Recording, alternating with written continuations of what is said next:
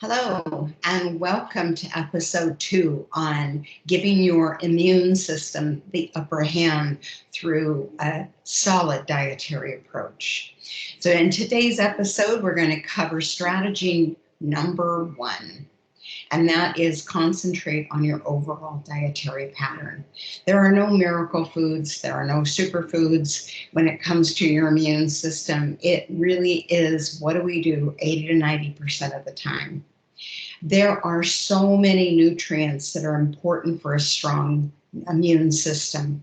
The immune system is complex. It's made up of tissue, cells, and organs, and they all work together to help fend off pathogens, that's viruses and bacteria. And they need a wide variety of nutrients to do this. And you don't need to know what they are. Although I am showing them on this slide, you just need to know how to get them. So your overall dietary pattern really does matter, because when we eat whole, minimally processed foods, they work in partnership with one another. And I'll give you a couple of examples of that in a moment. Any diet that works to ward off inflammation is going to support immune health, because inflammation internally says the body is fighting something else. So it takes away resources to fight any pathogens that are a danger to us.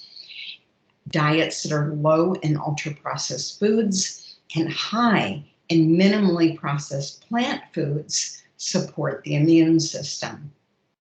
So why whole plant foods? They contain nutrients that actually work in partnership with one another. And I'll give you 2 examples. As you saw on the list of nutrients, zinc is an important antioxidant mineral that does support the immune system. But to do its job, it has to enter the cell walls. It needs a helper to do that. And there's a couple of foods that contain nutrients that help zinc. One of them is the members of the onion family and members of the apples, all the apples. They both contain an antioxidant known as quercetin, and quercetin grabs a hold of zinc and transports it across cell walls. Another actual beverage that contains an antioxidant that does something similar is green tea. And those are just a couple of examples. There's so many more in microbiology, but I'll just leave you with that. When we eat whole plant foods, it helps stabilize blood insulin and glucose response, and that helps minimize inflammation. It reduces our risk of glucose intolerance that can lead to type 2 diabetes, which, by the way, is the #1 risk for catching the COVID virus. Also, these foods are high in nutrient density. So we don't have to worry about what food contains what nutrients. We just need to eat a wide variety of whole plant foods, and those nutrients will come along for the ride. Also, whole foods contain plant chemicals that are actually antiviral. Now, some of those are listed on the slide.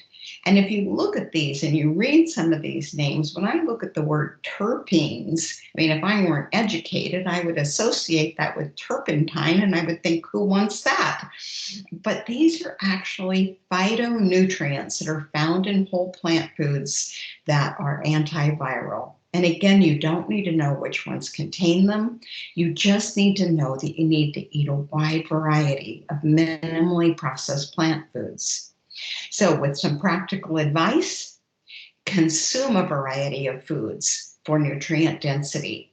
Focus on getting adequate amount of fiber in your carbohydrate-rich foods. Fill half of the plate with vegetables most meals.